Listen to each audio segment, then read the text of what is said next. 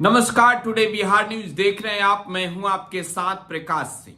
बिहार में विधानसभा के चुनाव होने हैं और इस चुनावी साल में बिहार की जनता तय करेगी कि इस बार 2025 में फिर से बिहार में नीतीश कुमार की सरकार बनेगी या तेजस्वी यादव बिहार के मुख्यमंत्री बनेंगे। जनता ये तय करेगी कि मौका प्रशांत किशोर को देना है या फिर किसी और को, क्योंकि बिहार की जनता के हाथों में है। मुकाबला इस बार हर कोई जान रहा है। बिहार का बच्चा बच्चा ये जानता है कि इस बार की जो चुनावी लड़ाई होगी वो इतनी आसान तो किसी के लिए नहीं होने वाली। चाहे महागठबंधन हो, चाहे एनडीए हो या जनसुराज ही क्यों ना हो। खैर, अगर भाजपा जेडीयू वाली एनडीए अगर बिहार में हारती है तो यह माना जाएगा कि बिहार की जनता नीतीश कुमार के लगातार कुर्सी पर बैठने से आहत थी और उन्होंने वोट इनके पक्ष में नहीं किया। सरकार अगर महागठबंधन की बनती है तो यह माना जाएगा कि बिहार में जो 17 महीने तेजस्वी यादव बतौर उप मुख्यमंत्री रहे और उन्होंने जो काम किया, इसका नतीजा है बिहार की जनता ये चाहती है कि वो 5 सालों तक मुख्यमंत्री बनकर राज्य के लोगों की सेवा करे। इन दोनों की हार हो जाती है और अगर प्रशांत किशोर की बड़ी जीत होती है बिहार में, अगर वो बिहार में बहुमत का आंकड़ा जुटाकर सरकार बना लेते हैं तो ये माना जाएगा कि बिहार की जनता जो है वो इस बार नए विकल्प की तलाश में थी और विकल्प के रूप में प्रशांत किशोर और उनकी पार्टी जनसुराज मिल गई है। जनता ने अपना फैसला सुना दिया है।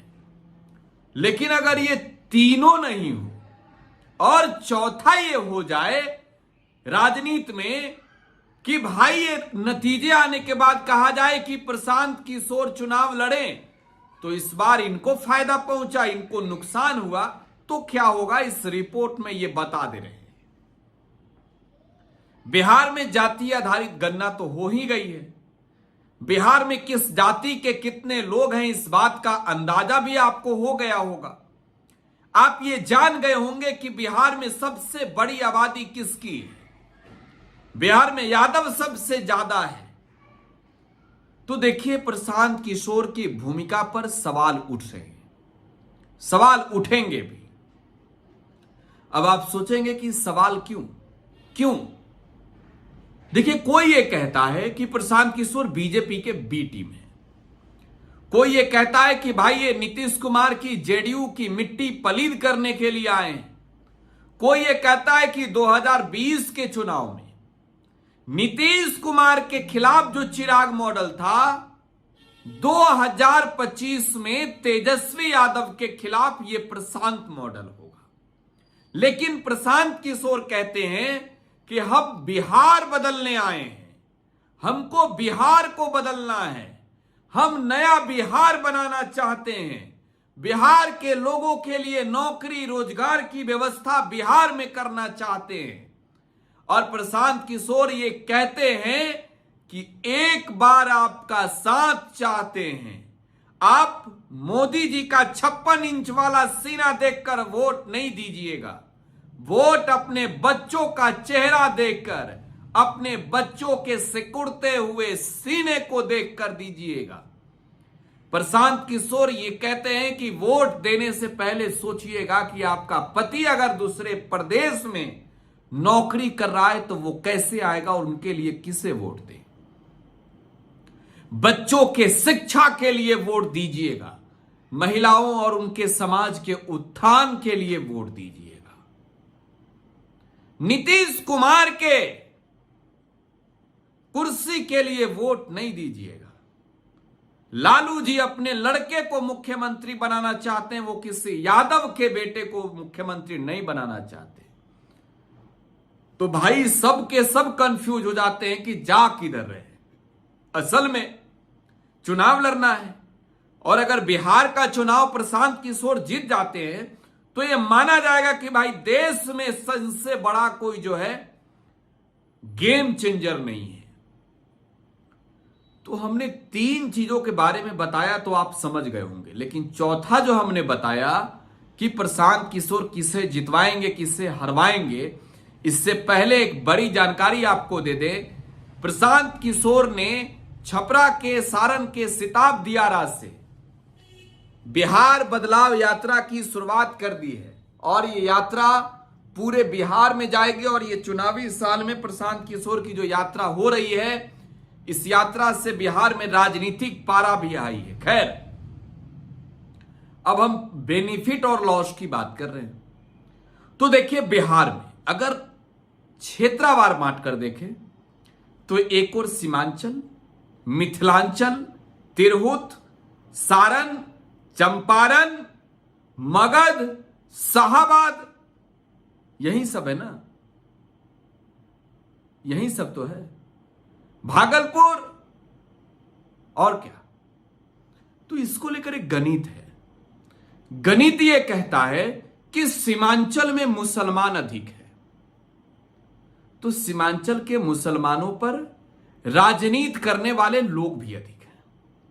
सिर्फ जेडीयू, बीजेपी, जनसुराज और जेडी कांग्रेस नहीं, वहां एआईएमआईएम भी है, वहां बसपा भी है, पप्पू यादव का भी दबाव है थोड़ा। तो देखिए, सीमांचल में अगर प्रशांत किशोर अपना गणित बैठाते, देखिए एक बात मैं आपको बता दूं, कोई भी राजनीतिक दल चुनाव लड़ता है, लेकिन यह जरूर नियति होती है कि चुनाव लड़कर चुनाव जीतना है। बिहार में प्रशांत किशोर हो या फिर कोई और, अगर इतना पसीना किसी व्यक्ति ने बहाया है तो उसकी नियति जरूर होगी कि बिहार की जनता जो है वो हमें वोट दे। तो देखिए, एक बात है, अगर सीमांचल में, मैं जोन अनुसार कह रहा हूं, सीमांचल में अगर एनडीए को फायदा पहुंचता है विथ प्रशांत किशोर, मतलब उनकी प्रशांत किशोर के साथ, अगर देखिए सीमांचल के बारे में बताऊं, जनसुराज ने तमाम ताकत लगाई है, लेकिन आज भी गणित जो है वहां का बहुत कुछ ज्यादा बदला नहीं है। आज भी मुसलमान जो है वो ओवैसी के, लालू यादव के और राहुल गांधी के माजरे से पूरा खुलकर नहीं निकले। लेकिन एक बात क्लियर है कि कैंडिडेट तय करेगा। कैंडिडेट, अगर सीमांचल में प्रशांत किशोर ने मुसलमानों पर दांव लगाया ज्यादा तो मुश्किलें आरजेडी की बढ़ जाएगी, कांग्रेस की बढ़ जाएगी, क्योंकि भाजपा तो वहां से मुसलमानों को टिकट ज्यादा देगी नहीं। हो सकता है इक्का दुक्का जेडीयू से मिल जाए। इसके अलावा यादव कैंडिडेट कितने होंगे प्रशांत किशोर के, यह भी दर्शाएगा कि वो आखिरकार चुनाव में किससे फायदा पहुंचाएंगे, किसे जिताएंगे, या फिर जनसुराज की सरकार बनाने की नियति से काम कर रहे हैं। इसके अलावा अगर आप देखें प्रशांत किशोर के प्रयास को, तो शाहाबाद का इलाका और मगध का इलाका, यहां आरजेडी का प्रतिनिधित्व जो है वो बेहतर है। तो अगर राष्ट्रीय जनता दल के कैंडिडेट जहां से चुनाव लड़ते रहे हैं, वहां की चुनावी गणित में कैंडिडेट से ज्यादा अगर जाति पर फोकस किया गया तो यह मालूम उसी वक्त चलेगा कि आखिरकार प्रशांत किशोर कर क्या रहे हैं। मैंने कहा कि प्रशांत किशोर जब बिहार में बदलने आए तो एक बेहतर सोच लेकर आए। बिहार के बदलाव यात्रा पर वो निकल चुके हैं, तो नियति है कि बिहार में जो है वो जनता के बीच जाकर बताई जाए अपनी बातें। तो देखिए, एक बात समझने की जरूरत है कि प्रशांत किशोर का जो प्रयास है, चंपारण हो या सारण, शाहाबाद हो या मगध, या फिर बात आप करिए भागलपुर की करिए या सीमांचल की करिए, मिथिलांचल की करिए, तिरहुत की करिए, खेला एक ही है, कैंडिडेट।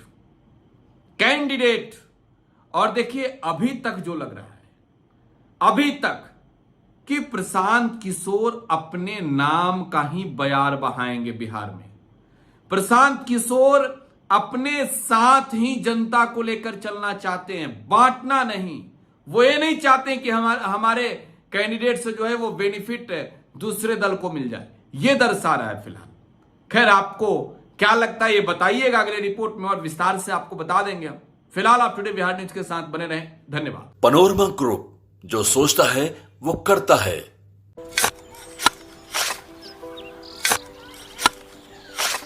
नई का साल मुबारक हो चाचा।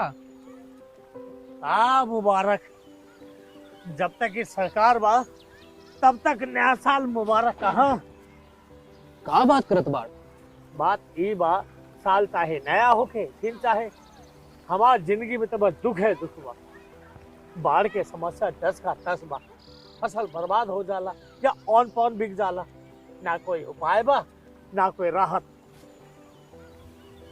बात तो सच बा चाचा, फिर से बाहर जाए के सोचे के पड़ रहा है कि सरकार से कुछ ना हुई।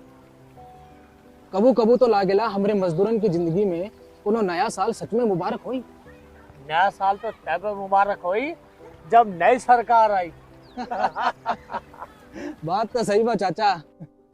नया साल, नई सरकार, नया संकल्प, नया बिहार।